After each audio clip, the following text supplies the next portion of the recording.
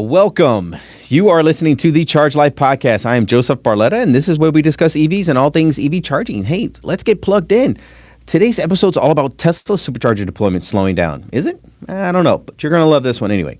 Before we begin, today's episode is brought to you by Supercharging America. Since 2007, Supercharging America has installed tens of thousands of EV charging stations nationwide, and they could do the same for you today. Whether in the home, commercial, fleet, service, let their team of expert installation specialists guide you to the best charging solution for your new EV. After all, if you can't charge, you can't drive. Visit smartchargeamerica.com today to get started. Okay, Tesla supercharger deployment slowing down. Look, keep in mind, Tesla to date has installed over 65,000 superchargers worldwide, okay? That is more than any country, government, company out there ever. It's a huge feat for mankind. So please give kudos to Elon, to the Tesla team, Supercharger team, Rebecca Tanucci. I know you're no longer with them, but you had a huge role to play in that. We love you guys, absolutely. So what we've seen is that over the past, I would say, year, Tesla has averaged around 33 supercharger sites going live per week. Okay, so average stall size per site is around 10. So it's over like 330 sites charging ports and stations going live every single week. That's what we've seen. So that was prior to the April 30th announcement that basically to reduce the supercharger team indefinitely. So we've seen that since that change, Tesla is roughly averaging around 15 sites going live per week, okay? And with that, we're seeing about 10% of those sites that have gone live actually not really live. They're actually expansion sites. So they've just added a few more charging stations to those sites. And so typically we've seen a majority of those expansion sites, they're averaging somewhere around 4 to 8 stalls per site. Probably has a lot to do with the amount of existing power infrastructure that's currently on site. When you're installing these supercharger sites, you have a transformer from the utility that's dropped in that provides power to the site. And traditionally, Tesla has over assigned the transformer size, and so typically transformer, let's say 2400 kVA, that's gonna basically be able to power, let's say 40 stations, but Tesla only puts in 32. Okay, so they've done that on purpose because they know that they're gonna look at that site for future expansion, possibilities. And so that's what we're seeing right now. Majority of these expansion sites have been occurring in China. And so that's what we can gauge. So we only anticipate that expansion percentage is going to actually increase as the normalized, going from 33 sites per week to 15 sites per week. Maybe that drops down to 8 or 10, and the average number of sites we're seeing expanded from within increases from 10% maybe to 30 or 40%. We don't know. But we'll keep an eye on that. We'll report that back to you guys as soon as we have that data. But what we see is like this is all compared to what the rest of the industry has in store, especially around the most recent news announcements that Alabama has recently finished its first round of NEVI funding. Now, NEVI funding, again, keep in mind, was the $7.5 billion of EV charging infrastructure, public infrastructure that was, basically handed down from the federal government to the Department of Transportations, all the state agency Department of Transportations. And so those departments basically have to formulate a plan, and those plans have funds being released in tranches over the next 5 years. So think of like 5 phases, okay? And each one of those phases, for instance, in Alabama's case, they've recently went live with their 13 sites, okay? 13 sites, and they've spent, they have a total of $79 million earmarked for the state of Alabama to put that charging station infrastructure in place. The first phase just finished. They put in 13 sites, and they spent a total of around $11.2 million in total. Now, what we're seeing is that on average, those 13 sites, they're averaging around $630,000 per site. That's how much it cost, right, to put these sites basically live. Now, from what we've seen, those sites only consist of 2 charging stations, each charging station has 2 ports, and so that's how they're able to get around the 4-port minimum with the I believe 600 kVA or 600 kilowatt power requirements. Like they want that much power and that many ports per site minimum. But then you look at it and it's like that's the minimum. So they're only doing the absolute minimum that they need to qualify for the grant funding program. That's a shame. It really is a shame. But that's what we're seeing. Their first round ending at 11.2 million out of 79. You can anticipate that round 2, round 3, they're probably going to throttle that up, maybe 20 million on each one of those rounds. Maybe round 4, they're going to, kind of level off, and round 5 basically peter off and finish everything. They're going to learn a lot from this first round. They're going to develop efficiencies and standardizations as they move into second, third round to really start, dipping their entire body into this this network that is public charging infrastructure. So, and look, kudos to Alabama. At least they were able to. I think this last we read, like Mississippi's not they're not even going to start their funding till like 2026, 2027. So at least Alabama has paved the way. Now we know Texas has about $408 million that they're going to put together in over the next 5 years in a plan. I believe it's like $81 million coming in every single year over year until those funds are depleted. So yeah, kudos to Alabama. But that is how Tesla is compared to the rest of the industry when it comes to price per port. I mean, Tesla's averaging around $30,000 price per port, and they're averaging around 10 charging stations or charging stalls per site. And so if you look at that, I mean, they are 5 times cheaper. They are, 5 times more charging ports per site, and probably 10x, a user experience when it comes to the convenience, the reliability of the entire network, all of it. It's just that's the parallels that, Tesla compares to that of the rest of the industry. But kudos to the NEVI funds and helping get those public charging, stations in place. Now, go ahead and click the thumbs up icon if you guys can. It helps the Google algorithms out as much as possible. But keep in mind, Tesla has opened up their supercharging network entirely in Europe to the entire auto market in Europe, and so that's huge. Europe, they are all operating off of the same CCS Type 2 standard. So there is no, Tesla standard and SAE or CCS standard like they have in the U.S. that they're trying to get on one standard right now, which is the NAC standard, the North American Charging Standard.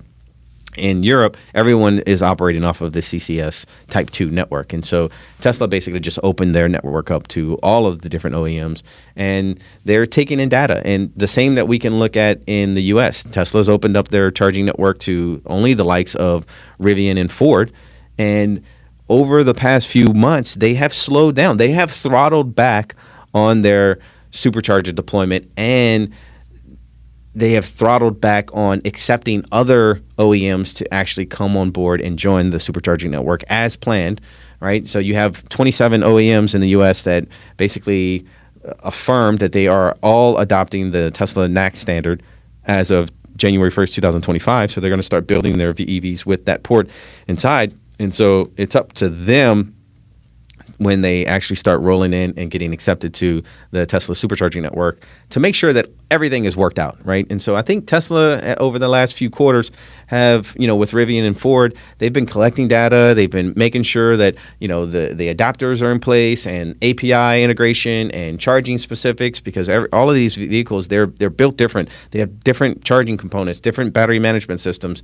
And so they're trying to work out on a software side, but also API and charging agnostic side, how the supercharging network can better serve not only the likes of Tesla, but other OEMs. And so as they really start to perfect the likes of Ford and Rivian, they can basically prepare themselves on how it will be when they take on that monumental task of taking on the other 25 auto OEMs and getting them accepted into that network. We've seen some recent news and some recent, photos about the Nissan, no, not Nissan, it was Kia and Hyundai actually with NACS ports inside of them charging at supercharger stations. So that just tells me that they're doing some testing. Those are probably going to be the next two companies that are absorbed into that particular network. So keep in mind, we did see a little bit of article on Elon Musk like endorsing President Trump on his presidential candidacy, and that's great. Then, of course, you have your RNC, convention with Trump, getting on there, President Trump getting on there and talking about how he's going to shut down subsidies on EVs. And look, just to be fair to any presidential candidate, I don't care who you are, you don't have time to go down the rabbit hole when it comes to 7 layers deep on how complex these subsidies are and ultimately who they benefit and how they've been structured to benefit maybe one party or one alliance opposed to another. So I believe that from what we're seeing and what we feel, President Trump is only basically going after some of the exceptions or some of the termed usage of the actual subsidy plan when it comes to IRA and subsidizing electric vehicles. And remember, Tesla has been very successful without these subsidies, and these subsidies have kicked in just in time in a macro environment to help Tesla really accelerate how they needed to go about year over year growth projections. And so, I think regardless, that I believe is what President Trump is going after is making sure that these companies aren't just finding loopholes in the system and setting up manufacturing facilities in Canada and Mexico and some of the other foreign trade companies, and then basically now they're Chinese owned and those subsidies are going to Chinese owned automobile manufacturers. And so we that's what he's wanting to make sure that he suffocates and puts an end to, is to make sure that if there are subsidies going in, that they're not going into their pockets. And so I do believe there will be a reform of that subsidy. And I'm really interested to see what that looks like and when that actually goes into effect. But for the most part, look, regardless of how you feel about President Trump or Elon Musk and what you think, I can only tell you what Smart Charge America has experienced over the past 4 years under the 45th presidential term and the 46th presidential term. The 45th, basically, we grew on average of about 100%, maybe 75% year over year. And that was a really fun time to be in existence. We've made a monumental growth between there and then.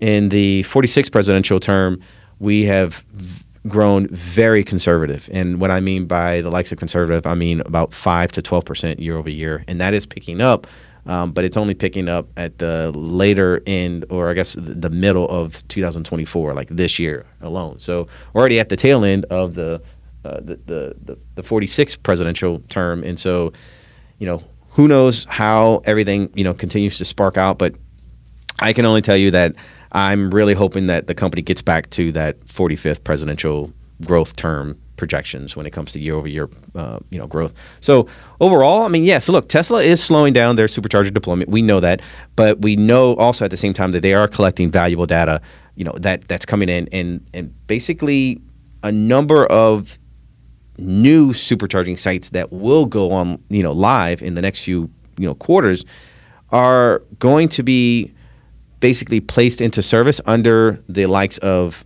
NEVI funding program. So Tesla, from what we're seeing, they've won about 30% of all the NEVI funding projects across the U.S. And so as they move into this realm, those processes move extremely slow compared to the normal traditional speeds at which Tesla operates in. So as Tesla ventures into their newest chapter, with focusing on autonomous robotaxis, robotics, AI technology, this slowdown was inevitable. We've seen it. We work closely with Tesla. We've been with the Supercharger team, over the past 12 years, and we're currently working with the Tesla Energy team and the small remnants of what's left of the Supercharger team. So we love those guys. And so, as this industry matures, Tesla will move into a position where the private markets will have to take reins on the infrastructure construction and deployment. And they'll most likely position themselves primarily, from what we're seeing, as a charging provider, offering their amazing hardware, software, and networking stack to private customers, as opposed to the closed integrated system that they operate, as a charging operator, today. So I think that they will absolutely continue to still own and operate their supercharging network. So please don't get too worried on that end. But they will continue to grow at a slower pace. They will continue to expand from within, capitalize on those transformer, the excess transformer power requirements that they have on site, which they have recorded. I can guarantee you that.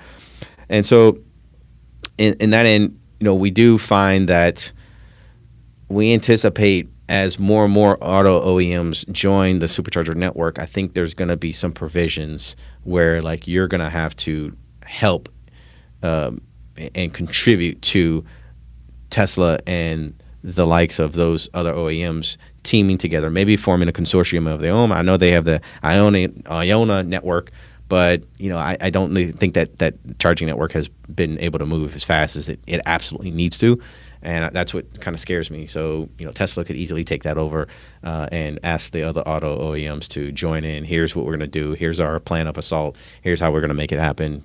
Let's go. So other than that, guys, thank y'all so much for our listeners and subscribers today. I hope this episode's brought to you guys just a little bit more value to your day and understanding the fundamentals of public infrastructure and the likes of Tesla and what they're doing with their supercharger network. Look, I love you guys. I cannot do this episode without you. So I thank you guys so much for your time and patience here today. Go ahead and click the thumbs up icon if you can. Share, comment, like, subscribe to our channel if you think we earned it. And thanks again for charging up with us today. Hey, look, keep in mind, you can always find us at smartchargeamerica.com. And remember, folks, if you can't charge, you can't drive. We'll see you next time. Cheers.